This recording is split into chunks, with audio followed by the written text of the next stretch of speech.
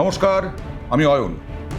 একই কাণ্ড, পালাবদলের পর তো নজিরবিহীন ঘটনা, ঐতিহাসিক ঘটনাও বলা চলে। তাসলিমা নাসরিন লেখক, সাহিত্যিক, তিনি প্রায় 20 বছর পর কলকাতায় পা রাখছেন। বাংলাদেশ তার মাতৃভূমি, তার জন্মভূমি। 1993 সালে লজ্জা, তার যে বই, তিনি ছিলেন মুক্তমনা, তিনি আছেন মুক্তমনা এখনো। তিনি নাস্তিক, তিনি লিঙ্গ সমতায় বিশ্বাসী, তিনি কট্টরপন্থীতে বিশ্বাসী নন, তার ধর্মেরও। আর এই লজ্জার পরেই 1993 সালে লজ্জা প্রকাশের পরে 21-এর বইমেলায় তাসলিমাকে শারীরিকভাবে নিগ্রহ হতে হয়। কট্টরপন্থীরা তার মাথার দাম রাখেন 50 লক্ষ টাকা। তাকে চোখের জল ফেলে দেশ ছাড়তে হয়। পালাবদল হয়েছে বাংলাদেশে অনেকবার এই 2026 পর্যন্ত। বেগম খালেদা জিয়া, কখনো শেখ হাসিনা, কিন্তু শেখ হাসিনাও তাসলিমা নাসরিনকে ঢুকতে দেননি বাংলাদেশে, ঢুকতে পারেননি বাংলাদেশে তাসলিমা নাসরিন। তিনি কলকাতাকে তার সেকেন্ড হোম ভেবেছিলেন, কারণ কলকাতা পশ্চিমবঙ্গ, ভারত সাম্প্রদায়িকতা বিরোধী, ভারত সার্বভৌম, ভারত গণতান্ত্রিক, এবং তার সঙ্গে সঙ্গে পশ্চিমবঙ্গ তাই হওয়ার কথা।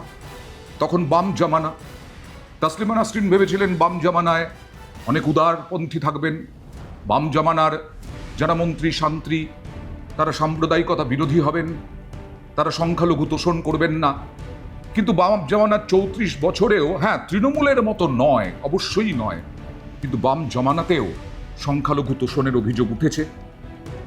আর যা হলো 2007-এর 21শে নভেম্বর, এই কলকাতা তাড়িয়ে দিল তাসলিমা নাসরিনকে। দ্বিখণ্ডিতর জন্য সংখ্যালঘুরা প্রচণ্ড রেগে গেল। কথায় কথায় তো রেগে যায় তারা, কথায় কথায় রাস্তা অবরোধ করে, কথায় কথায় দাঙ্গা ছড়ানোর চেষ্টা করে, এরকম অভিযোগ বারবার উঠেছে। সেই সময়ও সেই রকম অবস্থা হয়েছিল। পার্ক স্ট্রিট থেকে পার্ক সার্কাস, কলকাতা উত্তপ্ত হয়ে ওঠে। সেনা নামাতে বাধ্য হয়েছিলেন তৎকালীন মুখ্যমন্ত্রী বুদ্ধদেব ভট্টাচার্য। কবি সাহিত্যিক বুদ্ধদেব ভট্টাচার্য আরেকজন সাহিত্যিক, আরেকজন লেখককে তাঁর কলকাতায়, আমাদের বাংলায় রাখতে পারলেন না। তারপরে অবশ্য পালাবদল হয়েছে 2011-তে। তাসলিমা নাসরিন আশা করেছিলেন তিনি ফিরতে পারবেন, বারবার অনুরোধ ও আবেদনও করেছিলেন, কিন্তু না, ওই যে বললাম, বামেদের মতো না হলেও, বামেদের মতো অত কম না হলেও প্রচণ্ড বেড়ে গিয়েছিল সংখ্যালঘু তোষণ। কারণ 30%-এর ওপরে নির্ভর, বারবার শাসকের কথাতেই উঠে এসেছে। সংখ্যালঘুরা যদি রেগে যায়, সংখ্যালঘু কট্টরপন্থীরা যারা নেতৃত্ব দেয় সংখ্যালঘুদের, তারা যদি রেগে যায়, তারা যদি ভোট ব্যাংক সরিয়ে নেয় তৃণমূলের থেকে, সে কারণে তৃণমূলও, সরকারও এই 15 বছরে তাসলিমা নাসরিনের থেকে মুখ ফিরিয়ে নিয়েছিল। 2007 সালে যখন তাসলিমা নাসরিনকে তাড়িয়ে দিচ্ছি আমরা, সেই সময় যারা বুদ্ধিজীবীরা, যারা প্রতিবাদ করেছিলেন, তাদের প্রতিবাদ স্তিমিত হয়ে গেল। এই 15 বছরে তারা আর কোনো উচ্চবাচ্যও করলেন না তাসলিমা নাসরিনকে ফেরত আনা নিয়ে। পালাবদল হলো 2026-এ, 2 মাসের বেশি হয়েছে মাত্র। সেই 2 মাসের বেশিতেই ভালো খবর এলো এই বাংলার কবি, সাহিত্যিক, শিল্পী, চলচ্চিত্র নির্মাতা, চলচ্চিত্রের কলাকুশলীদের জন্য এবং সাধারণ মানুষের জন্য। তাসলিমা নাসরিন ফিরছেন কলকাতায়। 1 আগস্ট প্রোগ্রাম রবীন্দ্র সদনে। মুখ্যমন্ত্রী শুভেন্দু অধিকারী তিনি সম্বর্ধনা দেবেন তাসলিমা নাসরিনকে। তাসলিমা নাসরিনের জন্য এখনই যা বলা হচ্ছে, যা দাবি, এইমাত্র আজকে সোশ্যাল মিডিয়ায় পোস্ট হয়েছে 1 আগস্টের প্রোগ্রামে রবীন্দ্র সদনে। তার কবিতা পাঠ শোনা যাবে, তার গানও শোনা যেতে পারে। 62 বছর বয়স এখন, জীবন থেকে চলে গেছে প্রায় 20টা বছর। কলকাতার প্রেমে মজেছিলেন, কলকাতাকে আপন করে রাখতে চেয়েছিলেন, কিন্তু কলকাতা তাকে ফেরায়নি, শুধুমাত্র তোষণের জন্য। কারণ তিনি কট্টরপন্থীদের কাছে ভয়ঙ্কর রকমের শত্রু, কারণ তাকে 50 লক্ষ টাকা তো দাম রাখা হয়েছিল তার মাথার। এবং এই রবীন্দ্র সদনে থাকার জন্য এটা কোনো টিকিট কাটা নয়, কোনো কিছু নয়, এটা একেবারেই আমন্ত্রণমূলক। এখনই নাকি 10 থেকে 12 হাজার আবেদন চলে এসেছে তাসলিমা নাসরিনকে দেখার জন্য, তাসলিমা নাসরিনের ওই অনুষ্ঠানে থাকার জন্য? আনুমানিক অন্তত 15 থেকে 20,000 লোকের কার্ডের চাহিদা আছে। রবীন্দ্র সদনের ক্যাপাসিটি মাত্র 1100। তো আমরা সবাইকে দিতে পারবো না, এবং সেদিন যেটা মূলত হবে যে বিদ্যুৎ সমাজের পক্ষ থেকে, কলকাতাবাসীর পক্ষ থেকে তাকে আমরা একটা নাগরিক সম্বর্ধনা দেবো, এবং এই নাগরিক সম্বর্ধনাটি মাননীয় মুখ্যমন্ত্রী নিজে এসে তার হাতে তুলে দেবেন। আমরা আমাদের অভিজ্ঞতা শেয়ার করবো, উনিও বলবেন তার নির্বাচিত জীবনে কিছু কথা, তিনি তার কিছু কবিতা পড়বেন, তার কবিতা কিছু গান হয়েছে, সেই গান হবে।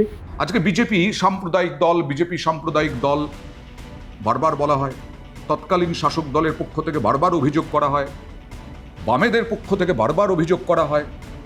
সেই বামেরা যদি না আনতে পারেন, যদি বামেদের আমলেই তাড়িয়ে দেওয়া হয়, যারা সংখ্যালঘু তোষণ করে এসেছে এতদিন ধরে, পরিষ্কার একদম শাসকদের কথাতে, অর্থাৎ তৎকালীন শাসকের কথাতেই পরিষ্কার, তারা যদি ফেরাতে না পারেন, তাহলে বিজেপি সাম্প্রদায়িক দল।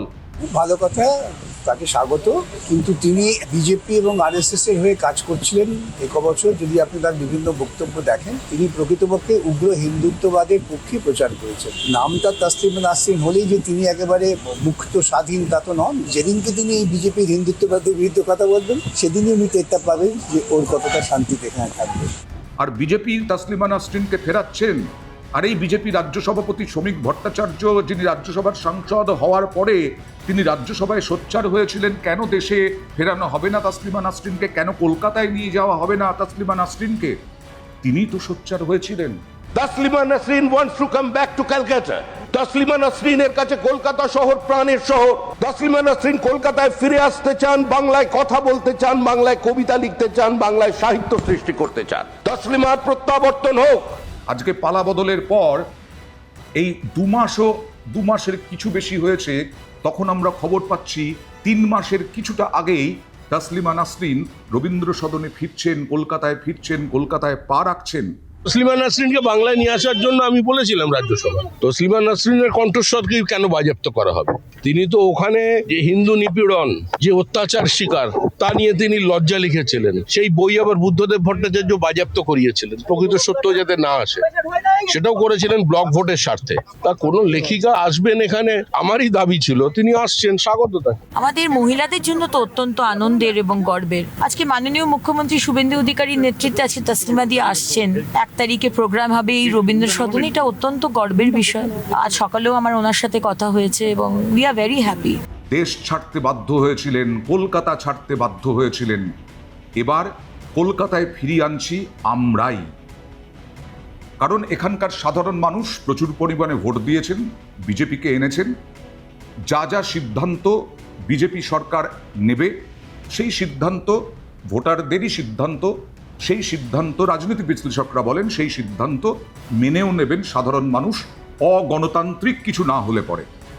আমি রীতিমতো আবেগপ্রবণ হয়ে পড়েছি। আমি এটা ভাবতেই পারছি না যেটা ঘটতে চলেছে। এত বছর পর কলকাতার মাটিতে পা রাখতে পারবেন, যেখানে মানুষের ভাষা উনি বোঝেন, যেই ভাষায় উনি নিজে কথা বলেন, লেখেন, এক্সপ্রেস করেন নিজেকে, সেই ভাষাভাষীর মানুষের কাছে থাকা। এবং কলকাতা তো তার একটা সেকেন্ড হোম ছিল। অদ্ভুত জয় এটা কলকাতার ফাইনালি, এবং ওনার।